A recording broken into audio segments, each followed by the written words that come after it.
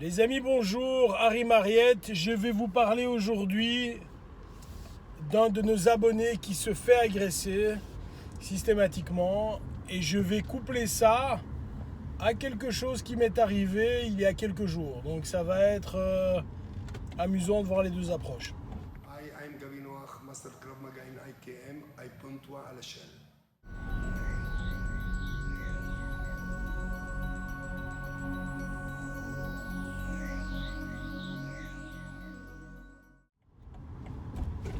Voilà les amis, donc notre abonné qui se fait agresser a un physique plutôt chétif et systématiquement dans les transports en commun, etc., il se fait chercher, il se fait ennuyer et il ne sait pas comment réagir.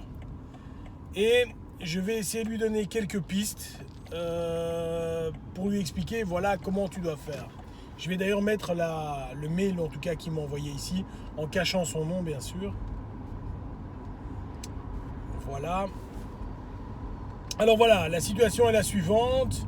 Tu te fais agresser, des gens viennent vers toi et tu ne sais pas vraiment comment réagir. Eh bien, je vais faire un parallèle à quelque chose qui m'est arrivé il y a quelques jours et où j'ai subi la même chose. C'est assez rigolo parce que j'ai pas ton âge, j'ai pas ton physique du tout. Je fais 1m85 et presque 120 kg, donc je suis quand même, je pense, costaud. Et néanmoins, ça m'est arrivé. Je vous raconte la scène rapidement. On est dans une rue où les voitures vont des deux côtés, hein, donc une rue normale. Il fait beau. Je dois changer le disque de ma voiture, donc je change le disque. Donc je rentre à l'intérieur de mon véhicule, je change le disque.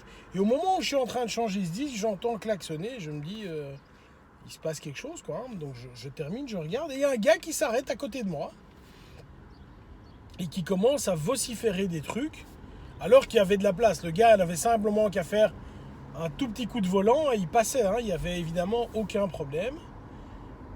Et moi j'ai la voiture ouverte et je vais vers lui, donc sa fenêtre était ouverte, je vais du côté passager, je lui parle.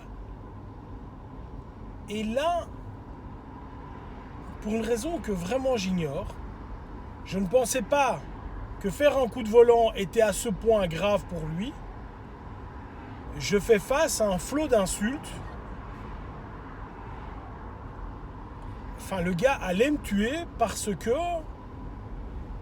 simplement j'avais laissé ma porte ouverte pendant 2 secondes, quoi.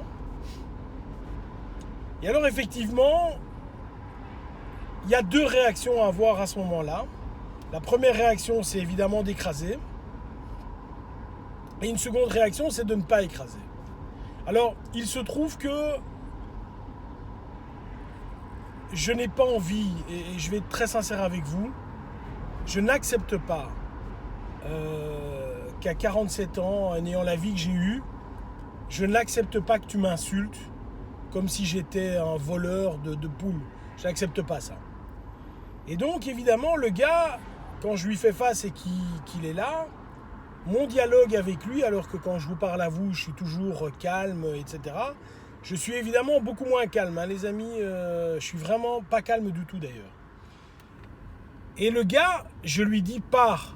Je ne l'insulte pas, je lui dis pars, c'est mieux, ça va mal se terminer. Je lui dis clairement, en regardant dans les yeux, en essayant de lui faire comprendre, copain, t'as pas pris la bonne personne pour qui faire le malin, à qui faire le malin. Et le gars continue, quoi. Et à ce moment-là, j'ai un réflexe, je tape avec ma main sur le capot de sa voiture, j'ai rien cassé, je vous rassure. Je tape sur le capot et j'hurle, pars, ça va mal se terminer. Et le gars, je sais pas ce qui lui prend, hein, il sort de la voiture. Donc il sort de la voiture, il va vers l'avant.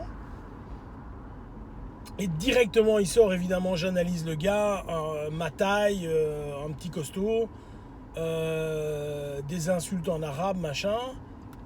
Et là, il se passe quelque chose, mais t'es en mode automatique, hein. Moi je ne... Comment dire, j'ai pas réfléchi à ce que j'ai fait, j'étais vraiment en mode automatique.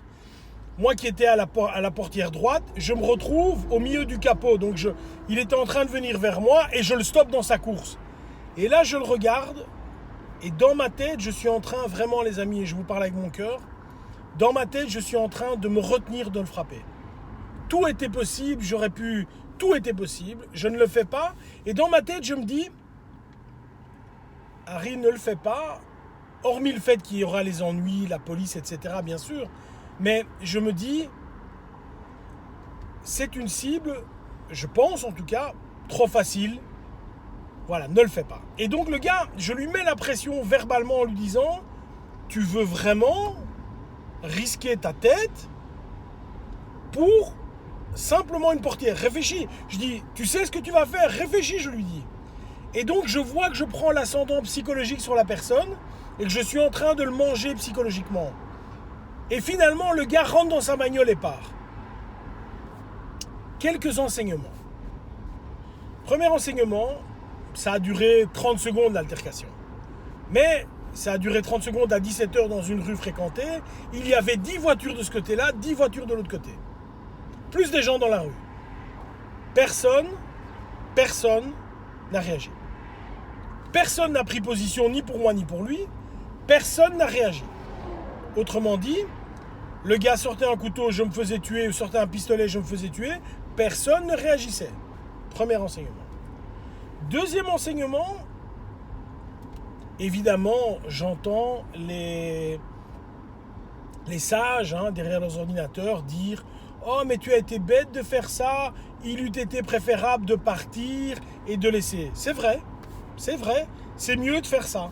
Simplement, j'estime, je ne peux pas supporter de me faire insulter, d'avoir des menaces de mort en live, simplement pour une portière. Enfin, il y a quelque chose qui m'échappe. Et je pense ici à tous les gars comme notre abonné qui sont un peu plus chétifs, qui eux auraient été obligés de se taire et qui auraient favorisé le fait que ce gars-là continue son harcèlement, parce qu'il n'y a pas d'autre mot, continue son harcèlement avec d'autres personnes. Et ça, je suis désolé les gars, je ne suis pas d'accord avec ça. Et je pense que ça a été utile pour lui sans qu'il s'en rende compte.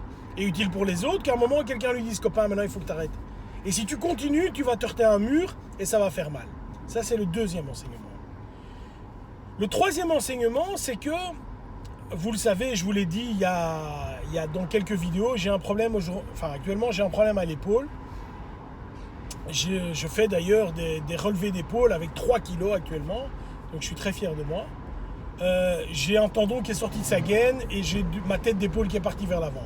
Donc bref, je ne suis pas en capacité de donner un coup avec le poing droit. Rassurez-vous, ce n'était pas un problème, mais je vous le dis. Et donc, troisième enseignement, c'est que les emmerdements arriveront ou arrivent. Ils n'arrivent pas au moment où tu es au sommet de ta forme. C'est pas vrai ça. Ils arrivent au moment où tu as un rhume, ils arrivent au moment où tu as mal au genou, ils arrivent au moment où tu as mal à la main. Et malgré cette situation-là, il faut être capable de réagir. Alors je reviens maintenant sur notre abonné. Voilà, tu te fais agresser dans les transports en commun ou à l'école ou où tu veux. Tu as toujours 2 attitudes. La première attitude, c'est la fuite. Et encore une fois, elle est respectable parce que celui qui fuit pourra encore se battre, ou survivre en tout cas. Et la deuxième attitude, c'est la confrontation. Je pense que tout le monde, je dis bien tout le monde, a peur d'un petit chien qui montre les dents. À partir du moment où tu ne te laisses pas faire, à partir du moment où tu montres les dents et tu te dis, écoute copain, ma peau va être chèrement vendue, et que le gars en face se rend compte, mais finalement il m'a rien fait, alors je vais peut-être gagner, je vais peut-être le taper, mais je risque d'avoir le nez cassé ou une dent en moins, c'est sans doute stupide. Et ensuite, il y a surtout à ton niveau ce qui est intangible, qu'on ne ressent pas. Il y a ce que tu dégages. Il y a des gens, tu les vois pour la première fois, et tu dis, waouh, ce gars est dangereux. Tu ne sais pas pourquoi, mais tu penses ça. Et puis il y a d'autres personnes que tu vois et tu te dis, ah, ce gars, c'est une serpillière. Tu dois travailler absolument le fait qu'on pense de toi que tu es quelqu'un d'efficace. Pour arriver à cela, il n'y a qu'une méthode. Moi, je n'en connais qu'une en tout cas. Il faut t'entraîner. Il faut t'entraîner, il faut t'entraîner. Va dans un sport, et c'est pas tellement le sport qui va déterminer, parce que dans ton écrit, tu me parlais de Krav Maga, de boxe, etc. Peu importe ce que tu fais. Et donc, je vais pas pour le Krav Maga. Je dis vraiment, peu importe ce que tu fais. Mais va en tout cas vers un instructeur qui va te faire frapper. Tu dois comprendre ce que c'est que donner un coup et en recevoir, mais surtout donner. Tu dois commencer à frapper. Et tu dois à un moment être persuadé que si il se passe quelque chose de négatif, tu vas être capable de frapper. Il est fondamental que toi, par rapport à toi-même, que ton image, l'image que tu as de toi, reflète l'image de quelqu'un qui sait frapper. De façon à ce que si un jour tu subis une agression, le switch dans ta tête va s'opérer et tu vas être en mode frappe. Et objectivement parlant, personne n'aime ramasser de coups. Et il suffira peut-être d'un ou deux coups de poing pour que le gars se calme ou le gars recule et que tu aies le temps de partir. En tout cas, stop la victimisation, commence à montrer les dents, relève les épaules, montre ta carrure. Bye bye les gars.